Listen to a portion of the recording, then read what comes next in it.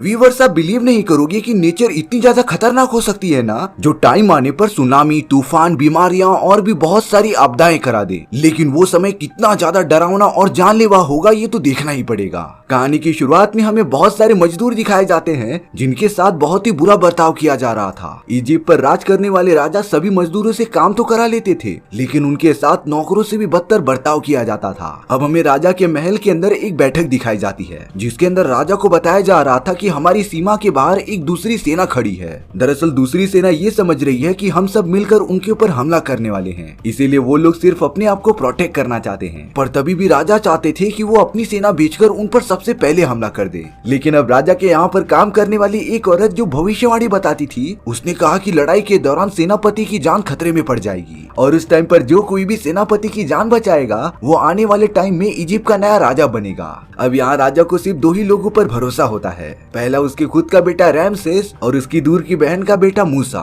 पर राजा अपने ही बेटे रैमसेस को छोड़कर मूसा पर ज्यादा भरोसा करता था। राजा को लगता था कि मूसा राजगद्दी बड़े अच्छे से संभाल लेगा। अब रैमसेस और मूसा अपने सारे लोगों के साथ दूसरी सेना से लड़ाई करने चले गए थे। बैटल ग्राउंड में तो एक घमासान युद्ध चालू हो गया था, चारों तरफ तबाही मच रही थी। तभी अचानक से रैमसेस की जान खतरे में होती है, लेकिन अब सही टाइम पर मूसा ने रैमसेस की जान बचा ली थी। बहुत ही अच्छे से लड़ाई करने के बाद रैमसेस और मूसा की सेना ने ये बैटल जीत लिया था। जब वो सब अपने किंगडम वापस आते हैं, तब जाकर राजा को पता चला कि उसके बेटे रैमसेस की जान मूसा ने बचाई है। यानी कि भविष्यवाणी के अकॉर्डिंग मूसा ही आने वाले टाइम में इस राजगद्दी को संभालेगा। लेकिन मूसा तो गॉड और भविष्यवाणियों में जरा भी बिलीव ही नहीं करता, पर राजा उसे समझा रहा था कि ऐसा सच में होता है और अब आने वाले टाइम में मूसा ये सारी चीजें देख भी लेगा। अगले दिन राजा को खबर मिलती है कि उसके किंगडम में काम करने वाले कुछ मजदूर विरोध कर रहे हैं। उन्होंने पता नहीं क्यों काम करना ही बंद कर दिया था, इसीलिए अब वो मूसा को भेजते हैं उन सभी मजदूरों से बात करने के लिए। मूसा तो किंगडम की तरफ जाने के लिए निकल पड़ा था। मूसा जब किंगडम में मजदूरों के पास पहुंचता है, तब उनकी बहुत ही बुरी हालत हो चुकी थी। उन सभी को लगातार मार मार कर काम कराया जाता था। अब मूसा कुछ बूढ़े मजदूरों को जमा करके उनकी प्रॉब्लम पूछता है, जिसमें कि बैन नाम का एक आदमी मूसा को बता रहा था कि उन सभी को वापस से अपने देश लौटना है, क्योंकि अब वो इस तरीके की गुलामी नहीं करना चाहते। मूसा उन्हें समझा रहा था कि जिस देश वो लोग जाने की जिद कर रहे थे वो अब पूरी तरीके से सुरक्षित नहीं है। लेकिन शायद से उन सारे मजदूरों ने अपना मन बना लिया होता है। अब बैन पता नहीं क्यों मूसा से उसके बारे में कुछ पूछने लगा था।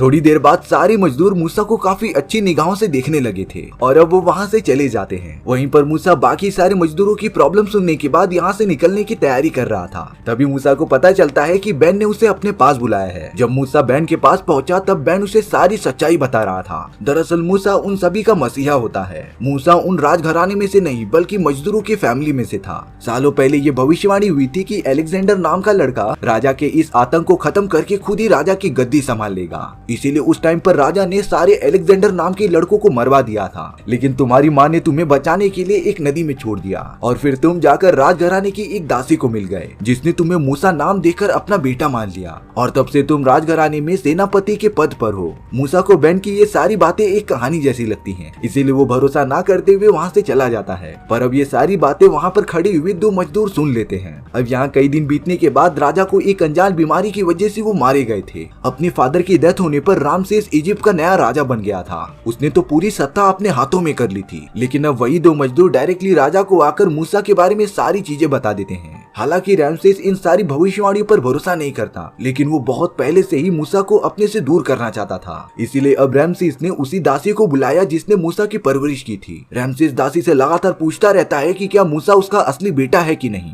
एंड में जाकर दासी ने बता दिया था कि मूसा मेरा असली बेटा नहीं है। रामसेस को जब ये बात पता चली कि मूसा एक मजदूर का बेटा था, तब वो मूसा को अपने राजघराने और पूरी किंगडम से बेदखल कर देता है। मूसा अपनी माँ जिसने उसे बचपन से पाला था, उनसे आखिरी बार मिलके अपने सफर पर निकल पड़ता है। मूसा को पता नहीं वो कहाँ जा रहा था, वो तो लगातार चलता ही रहता है। अब मूसा एक ऐसी जगह पर आ गया था जहाँ पर बहुत सारी लड़कियाँ पानी भर रही थी। तभी उस जगह पर कुछ लोग अपनी भेड़ बकरियां चराने आ गए थे। वो लोग तो उन लड़कियों को परेशान भी कर रहे होते हैं। ये देखकर मूसा पानी पीने चला गया था और अब वो वहाँ जाकर अपनी तलवार निकाल लेता है, जिससे कि वो बदमाश लोग वहाँ से डर कर चले गए थे। वो लड़कियां मूसा को देखकर बहुत ही ज्यादा खुश हो गई थी, क्योंकि मूसा ने उनकी जान जो बचाई थी। और अब वो लड़कियां मूसा को अपने कबीले में खाने के लिए इनवाइट इनवाइट करती हैं। मूसा को भी थोड़ी भूख लगी थी, इसीलिए वो उनके साथ चला जाता है। अब मूसा को उन्हीं सारी लड़कियों में से एक बहुत ही खूबसूरत लड़की से प्यार हो जाता है। मूसा को वो पूरी बस्ती इतनी ज्यादा अच्छी लग गई थी ना कि वो वहीं पर रुक गया था। उसने तो अपनी पसंद की लड़की से शादी भी कर ली होती है। कुछ टाइम बाद उसका एक प्यारा सा बच्चा भी होता है और अब मूसा उसी बस्ती में अपनी बाकी की जिंदगी गुजारने लगा था। मूसा तो वहाँ पर चरवाहे का काम किया करता था।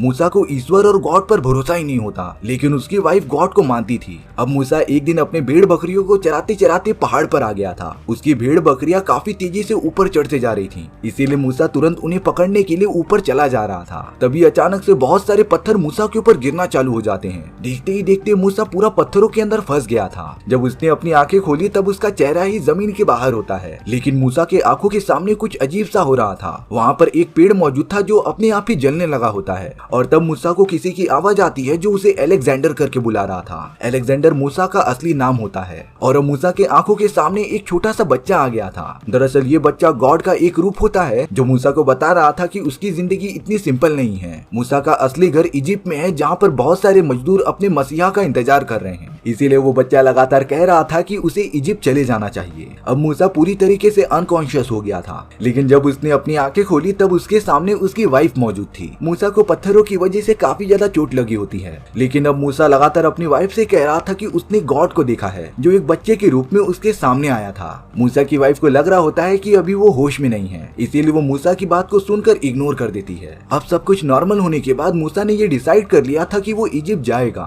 कई दिनों के सफर के बाद वो इजिप्ट में पहुंच भी जाता है। मूसा सबसे पहले वहां जाकर बैन नाम के एक बूढ़े आदमी से मिलता है। मूसा बैन को बता रहा था कि उसे भविष्यवाणी पर भरोसा है, इसीलिए वो यहाँ पर मजदूरों की मदद करने आया था। मूसा मजदूरों से बात करने के बाद डायरेक्टली रैमसेस के महल में चला गया था और अब तो वो डायरेक्टली रैमसेस के गले पर तलवार रख देता है। मूसा रैमसेस से कह रहा था कि वो सारे मजदूरों को छोड़ दे, क्योंकि उन्हें ये गुलामी छोड़कर अपने कंट्री में वापस लौटना है। मूसा रैमसेस को जिंदा देखकर शॉक हो गया था। रैमसेस बता रहा था कि ये सारे मजदूर हमारे पैर के कीचड़ समान हैं, इन्हें छोड़ दिया तो हमारी सेवा कौन करेगा। लेकिन अब मूसा मजदूरों की तरफ हो गया होता है, इसीलिए वो रैमसेस को धमकी देकर वहाँ से चला जाता है। अब रैमसेस ने ये सारी बातें अपने लोगों को बता दी थी कि मूसा ने मुझे मारने की धमकी दी है और अब रैमसेस बहुत ही ज्यादा गुस्से में मूसा को खत्म करने का आदेश देता है। रैमसेस के लोग पागलों की तरह मूसा को मारने के लिए पूरे किंगडम में ढूंढने लगे थे, लेकिन मूसा तो एकदम अंडरग्राउंड हो गया था। पर अब मूसा ने अपने आदमियों को बोलकर मूसा को मरवाना स्टार्ट कर दिया था और जब तक वो मूसा का पता नहीं बता देते तब तक उनकी मौत इसी तरीके से होती रहेगी। वहीं दूसरी तरफ मूसा बहुत सारे मजदूरों के साथ अपनी सेना बना रहा था। मूसा ने तो मजदूरों को फाइटिंग टेक्निक्स, तलवारबाजी और घुड़सवारी जैसे युद्ध की बहुत सारी कलाएं सिखाई, जिससे कि वो अपनी बहुत ही तगड़ी सेना बना सके जो रैमसेस की सेना से मुकाबला कर पाए। अब मूसा ने अपनी मजदूरों की सेना के साथ मिलकर एक प्लान बनाया था।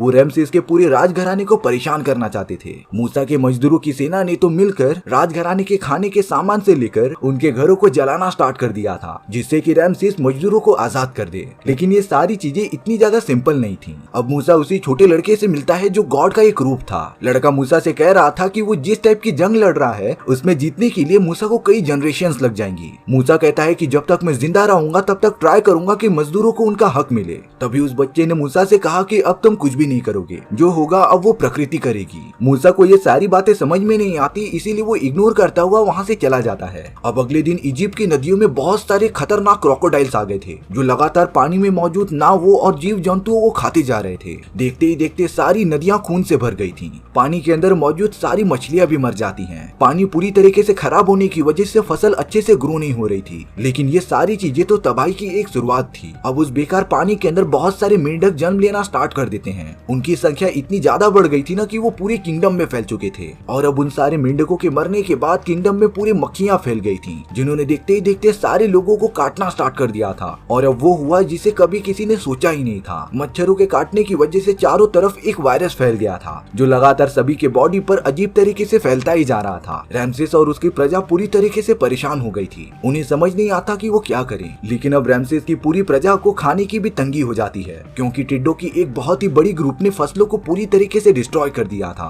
रैमसेस की सेना के पास अब तो खाने के लिए भी ज्यादा कुछ बचा नहीं था। इसीलिए मूसा ने एक घोड़े के बॉडी पर लिखकर रैमसेस को यह संदेश पहुंचा दिया था था कि अगर वो मजदूरों को गुलामी करने से आजाद कर देगा तब ये सारी चीजें रुक सकती थी। लेकिन रैमसेस ने अभी भी हार नहीं मानी होती। उसने कसम खा ली थी कि वो मजदूरों को कभी छोड़ेगा ही नहीं। और तो और रैमसेस की सेना ने मजदूरों का काम डबल कर दिया था। मूसा फिर से उसी बच्चे के पास चला जाता है और अब वो लड़का जो एक गॉड का रूप था वो बहुत ही ज्यादा गुस्सा हो जाता है क्योंकि रैमसेस ने अभी तक हार नहीं मानी थी और अब वो अपना एक आखिरी दाव खेलने जा रहा था जिससे कि कोई भी नहीं बचेगा। अगले दिन पूरे इजिप्ट में एक ऐसी काली परछाई चारों तरफ फैल जाती है जिसने राजघराने के सारे बच्चों को खत्म कर दिया था। अगले दिन रैमसेस मूसा को बुलाता है जो उससे बहुत ही दुखी मन से बता रहा था कि उसके राजघराने के सारे बच्चे मारे गए। ये तुम्हारा ईश्वर इतना निर्दयी कैसे है? तभी मूसा बताता है कि हम सभी मजदूरों के कोई भी बच्चे मारे नहीं गए। इसीलिए अब रैमसेस ने हार मानते हुए मूसा से ये कह दिया था कि वो मजदूरों को लेकर चले जाए। मूसा को लग रहा था कि वो ये जंग जीत चुका है, इसीलिए वो सभी मजदूरों को लेकर इजिप्ट से निकल जाता है। लेकिन रैमसेस का पूरा राजघराना बहुत ही ज्यादा दुखी था। रैमसेस अपने मरे हुए बच्चों को देखता रहता है और तब जाकर रैमसेस ने ये डिसाइड किया कि वो मूसा और बाकी मजदूरों को खत्म कर देगा। इसीलिए जल्द से जल्द रैमसेस अपनी पूरी सेना के साथ उनकी तरफ बढ़ने लगता है। हालांकि मूसा अपने साथ मजदूरों को लेकर काफी आगे पहुंच चुका था, पर रैमसेस की सेना के पास बहुत सारे रथ थे जिससे कि वो लंबी दूरी काफी कम टाइम में कवर कर लेते हैं। अब मूसा को भी पता चल गया था कि रैमसेस की सेना उनका पीछा कर रही है, इसीलिए मूसा ने ये प्लान बनाया कि वो सब पहाड़ी वाले इलाकों से जाएंगे क्योंकि वहाँ पर रैमसेस की सेना आसानी से पहुँच नहीं सकती।